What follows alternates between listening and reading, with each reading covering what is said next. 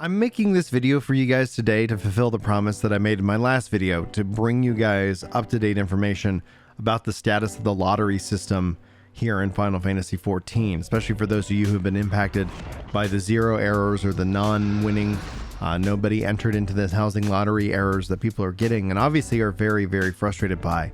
Just as a note though, if you are hearing a little bit of exhaustion or like a raspiness in my voice, note that I've been up all night with my son. He had a fever last night and thankfully he's okay. So that good news out of all of this for those of you who are interested in is his fever's broken. He's resting really well right now, and I'm about to actually go take up the offer to take a nap as well. But I wanted to get you guys this information before I do so, because I think it's important, because on the other side of this, I've seen a lot of frustration, especially on the official forums.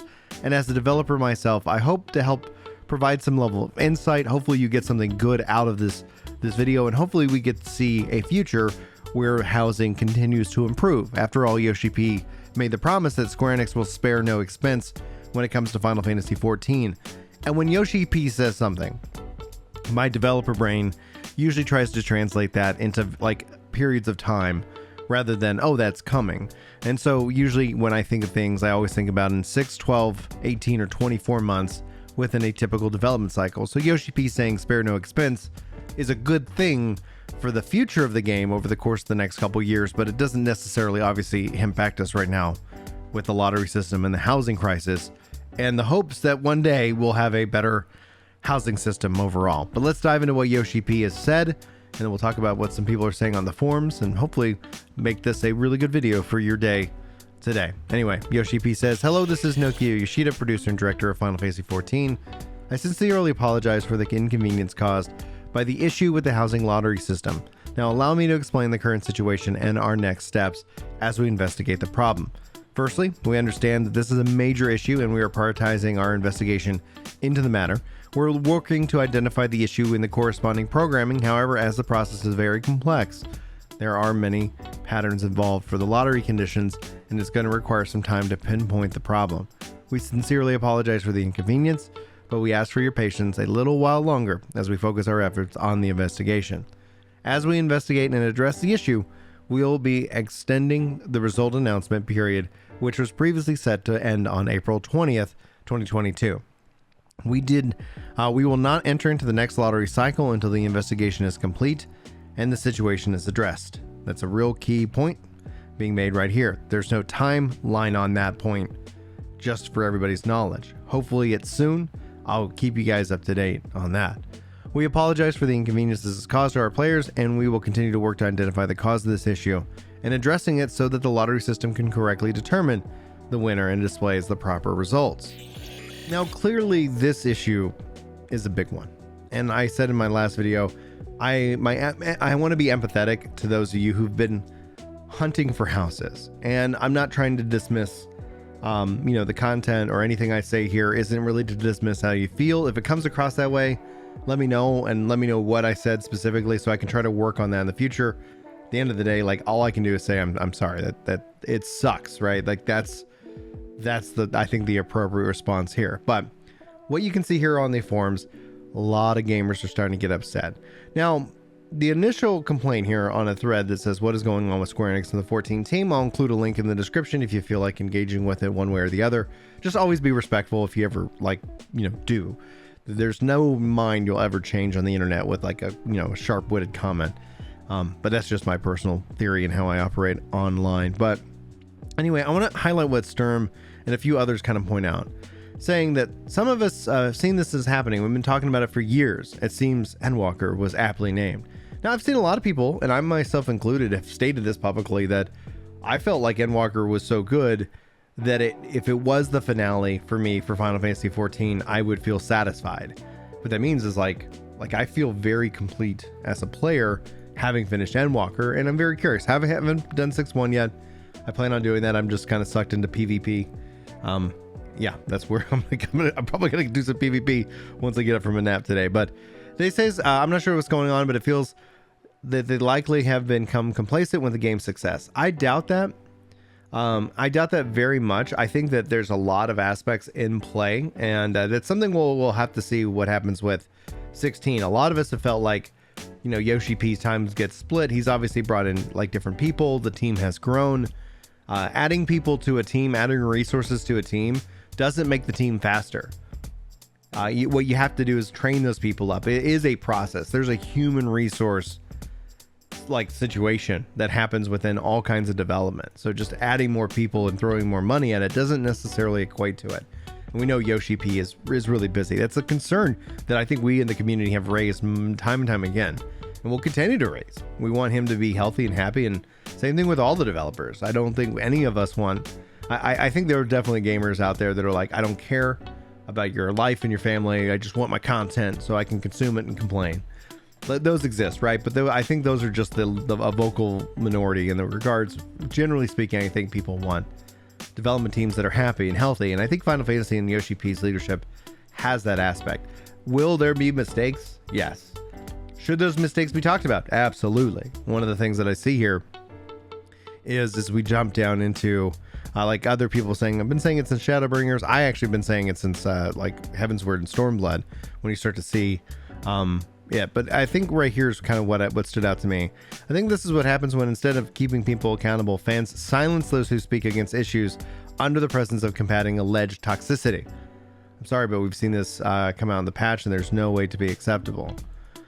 Yes, this is one of the core issues, and I was thinking about making a video on this, and let me know if you want to see it. Like I don't like to try and like I don't mind pissing off the Final Fantasy XIV Andy toxic community.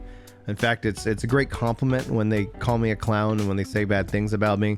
I find that a very affirming compliment, because that means I'm going to give you guys the truth about the game. I'm not going to sit here and worry about upsetting like a group of within the community.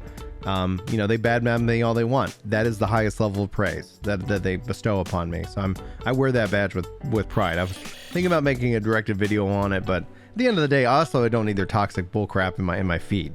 So there is the downside when it comes down to like reading negative things. It's like it's not healthy for us, and so I try not to bemoan on that too much. But this is what I wanted to talk about, is that there is this echo chamber that essentially, like, my whole fear has always been within the Andy kind of community, that they try to keep, and they kind of say like this, they try to refine the game to what they want. They're gatekeepers at the end of the day. Same thing. Like, you can only talk about 14 if you talk about it in this way. Otherwise, you're out of line, and we're gonna have to, we're gonna let you know it in that regards. And so there's that exists. But when it comes down to development too, like within the Yoshi-P, why I don't see like this specific situation as kind of the be all end all, is that I look at it from a history of how 14 came into being.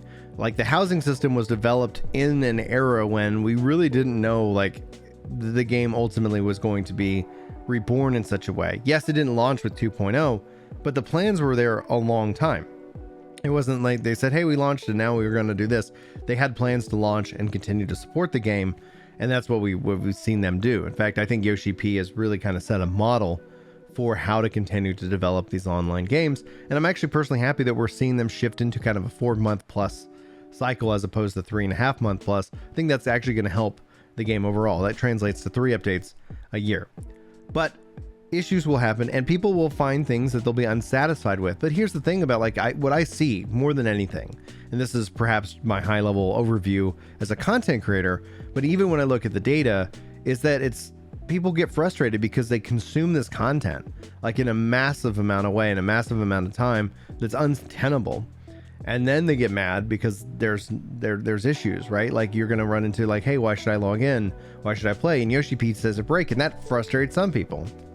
At the end of the day, you can't obviously make everybody happy, and I don't think you should try. Like, I think Yoshi-P, what the team has to do in this situation is fix the errors and go from there. He's earned that level of trust from me. I'm not you do you, but he's definitely earned that level of trust from me, and I'm more than willing to give him that. Would I love to see a better housing system? Absolutely. Do I think the housing system should be completely redone? Yes, absolutely. At what cost? That's where the debate and the discussion comes in, because my cost for a piece of content that I'm not necessarily so enthralled with is different. But that doesn't mean that it isn't worth the discussion and worth having the devs hear that feedback. I do think you win more with honey than you do with vinegar. I think when it comes down to giving devs the feedback, it helps to bring it with that more like, hey, I think this was really great. I think this could be improved, and I think this, could definitely use some work over here. And then, yeah, in putting that out there. But I have seen, and this is, again, this could be just from my perspective, and that ties back into people are saying, like, you can't, give this kind of feedback.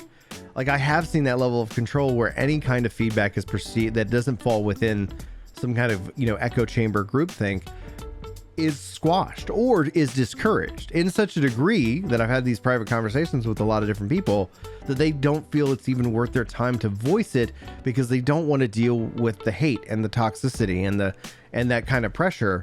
And that's why, again, like I say, I wear it with a badge of pride. Like that's something I'm going to keep doing because I want to make sure that all voices are heard. This isn't my game. Final Fantasy XIV isn't my game, and it has to adhere to my vision. It's a multiplayer game in which that there's many voices, and I want everybody to at least be able to feel like they can share those thoughts and those feelings.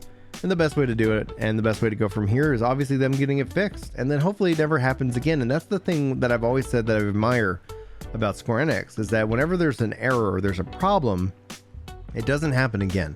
They find it, they fix it, and if there's something else that breaks, there's something else that breaks. Are people dissatisfied with Endwalker?